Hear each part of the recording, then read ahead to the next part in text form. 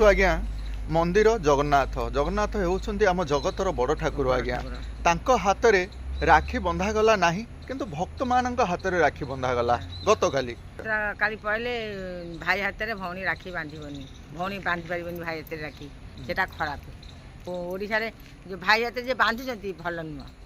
अच्छा हौ माँ तो भक्तों सह कथा हेले आसंतु आम मंदिर जीवा जगन्नाथ धाम उदयवट ठारे पूजकों सह किसी आलोचना रखा। हाँ माँ बहुत बहुत धन्यवाद। रक्षाबंधन सुंदर सुव्यवस्था आम हिंदू संस्कृति मध्य तो रही आसी थाए किंतु दीपाकिक भाव में किसी अंश भाई भौणी मैंने गतकाली राखी रक्षाबंधन में सामिल होता बेले किंतु प्रभु स्वयं जगन्नाथ काली सामिल हो नथिले। गतकाली थिला 27 तारिख दिन समस्ते राखी बांधी आज्ञा जदि भक्त माने राखी बांधुचंती गतकाली किंतु जगन्नाथ राखी बांधी नांती तो जगन्नाथ राखी बांधिबा परे भक्त माने राखी बांधी कौन हो न कि तो ये दिन टी आम 28 तारिख रक्षाबंधन भाव में पालन करते कौन असुविधा होता जदिव आम रक्षाबंधन आज जगन्नाथ राखी बांधे तो आम मैंने आज राखी बांधा उचित बोली मन करा जाउछि। आमर जगन्नाथ पाखरे जदि आज 28 तारिख दिन रक्षाबंधन अच्छी बा राखी बांधुचंदी प्रभु ताहले आमे आज राखी बांधिबा जगन्नाथ परे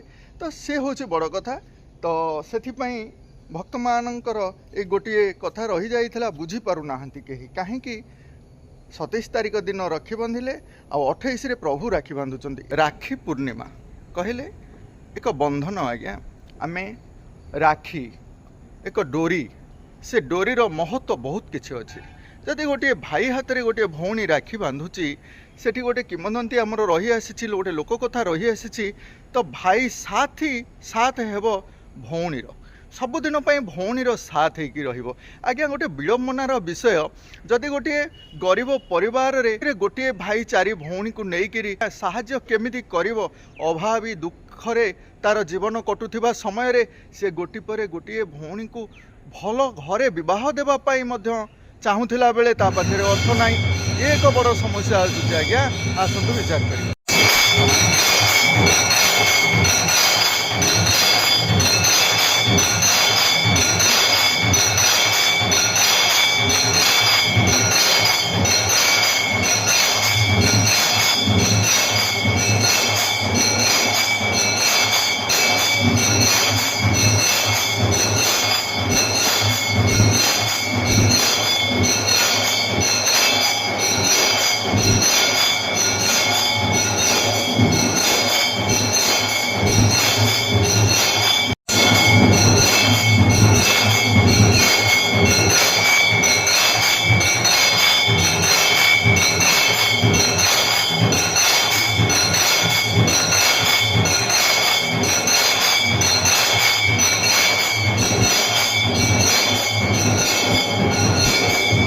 देखा जाउछि 27 तारिख गतकाली राखी बांधिले समस्त भक्त माने प्रायतः भक्त माने बांधिचंती किंतु जगन्नाथ आज राखी बांधुचंती ए विषय रे किछि भक्त माने जानि पारु नाहंती आज्ञा टे कहिबे। हमर असुविधा होछि कोन ना जेहेतु मुक्ति मंडप रे हमर जो माने रहिले पंडित माने रहिले पुरी रे रहिले सेमानकर विचारधारा होछि गोटे जोटा फाइनल करके 5 रे छाडी देले कहले ए दिन होछि राखी बंधन राखी बंधन पाखे आसला सागे सागे तार सिचुएसन बदलला कहना राखी बंधन हो गला 28 तारिख पुणी तांगर बसला मुक्ति मंडप कहना ना राखी बंधन कौ दिन हो 2 दिन कन्फ्यूजन पकड़े ये राखी बंधन आमे गुरुवार दिन 9टा 8 आरंभ होला शुक्रवार 28 तारिख दिन 9टा 48 पर्यंत समय कौ दिन भोग अधिका गला गुरुवार न अधिका समय भोग कला ना शुक्रवार न समय अधिका भोग कला गुरुवार न अधिका समय भोग गुरुवार दिन ठाकुर हाथ राखी बंधा कथा आज्ञा किंतु शुक्रवार दिन कई घंटा कई दंड पाई मतलब गोटे दंड कि 2 दंड 3 दंड हो कि सब दंड भोग करा गुरुवार कि मुक्ति मंडप ये सिचुएसन सब भूल होगी ब्राह्मण पंडित मान मुक्ति मंडप बसी पंडित मानकर तो सी जहाँ विचार करेंगे आम तादे अग्राधिकार काम कर भगवान द्वितीय रूप ब्राह्मण देवता को आम कहे आज्ञा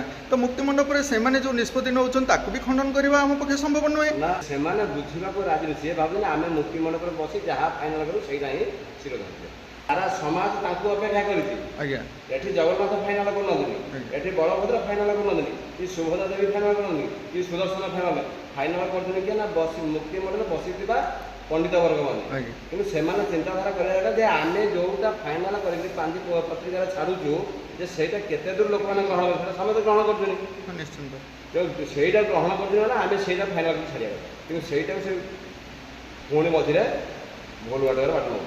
ଯାହା ହଉ ଆଜ୍ଞା, ବହୁତ ବହୁତ ଧନ୍ୟବାଦ ନାନା। କିଛି ଭକ୍ତମାନଙ୍କ ସହ ମଧ୍ୟ ଏ ବିଷୟରେ କିଛି ଆଲୋଚନା ରଖିବା। ଆଜ୍ଞା, ଆପଣମାନେ ରାକ୍ଷୀ କାଲି ବାନ୍ଧିଥିଲେ ନା ଆଜି ପାଳନ କରୁଛନ୍ତି? ନାଇଁ ଆଜି ଅଛି ଆମର ଆଜି ବାନ୍ଧୁଛନ୍ତି? ଯେହେତୁ ଠାକୁର ବାନ୍ଧୁଛନ୍ତି ଆଜି, ଆଚ୍ଛା ସେଥିପାଇଁ ଆମେ ଆଜି ରଖିବୁ। ଆଚ୍ଛା, କିଛି ଭକ୍ତମାନେ ଗତକାଲି ବାନ୍ଧିଛନ୍ତି, ଆପଣଙ୍କ ଅଞ୍ଚଳରେ ବାନ୍ଧି ନାହାନ୍ତି? ହଁ ବାନ୍ଧୁଛନ୍ତି, ଯିଏ ଯୋଉଟା ମାନିଲା, କିଛି ଲୋକ କାଲି ବି କରୁଛନ୍ତି, କିଛି ଲୋକ ଆଜି ମାନୁଛନ୍ତି। କିନ୍ତୁ ଯୋଉମାନଙ୍କର ଆମର ବାନ୍ଧିବେ, ଯୋଉମାନେ ପଣ୍ଡିତମାନେ କହିବା କଥା ଯେ ଆଜି ହେଉଛି ବଳଭଦ୍ରଙ୍କର ଜନ୍ମଦିନ, 28 ତାରିଖରେ 9ଟା ସମୟ ପର୍ଯ୍ୟନ୍ତ ଅଛି। ତେଣୁକରି ଠାକୁର ବାନ୍ଧିଲା ପରେ ଆମେ ବାନ୍ଧୁ। ସୁପରେଖା ବାନ୍ଧିଦେଲା ରାବଣ ହାତରେ। ଆଚ୍ଛା। କି ମାନେ କାଳି କି ଯତି ବୋଲି କହିଲେ ସେଇଟା ଶୁଭ ଦିନ ନୁହଁ।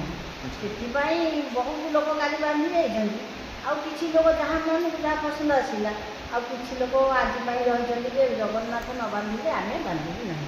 ଆଚ୍ଛା, ବାର୍ତ୍ତା ଆଜି ଆମେ ଏଇ ଉଦ୍ୟବଟ ଧାମ ଜଗନ୍ନାଥଙ୍କ ମନ୍ଦିରରୁ ଜାଣିଲେ। ପ୍ରଭୁ ଜଗତରନାଥ ଜଗନ୍ନାଥ 28 ତାରିଖ ଆଜି ଶୁକ୍ରବାର ସକାଳ ସମୟରେ ପ୍ରଭୁ ବାନ୍ଧିଲେ ରାକ୍ଷୀ। କାଲି ରାତିରେ ଗୋମାତା କାଲି ପୂଜା ହେଇଯାଇଛି, କିନ୍ତୁ ଆଜି ଗୋମାତା ପୂଜା ପାଇଁ ପୂର୍ଣ୍ଣିମା ରହୁନି, ଯେହେତୁ କାଲି ବହୁତ ଲୋକ ଗୋମାତା ପୂଜା କରନ୍ତି, ଯେହେତୁ ରାତିରେ ଗୋମାତା ପୂଜା ପାଆନ୍ତି। ଆମର ଗାଁ ମାନଙ୍କରେ ସବୁ ଦେଖିଥିବେ ଆପଣ। ଆଉ ସେଥିପାଇଁ କାଲି ଗୋମାତା ପୂଜା ପାଇଗଲେ। ଆଜି ପ୍ରଭୁଙ୍କର ତ ଆଜି ଉତ୍ସବ ପାଳନ କରୁଛନ୍ତି। କିଛି ଲୋକ କାଲି କରି ଯାଇଛନ୍ତି, ଆଉ କିଛି ଲୋକ ଆଜି ପାଇଁ ରହୁଛନ୍ତି। ଯାହାକୁ ଯାହା ପସନ୍ଦ ଆସିଲେ। ହଉ, ବହୁତ ବହୁତ ଧନ୍ୟବାଦ। ଜୟ ଜଗନ୍ନାଥ।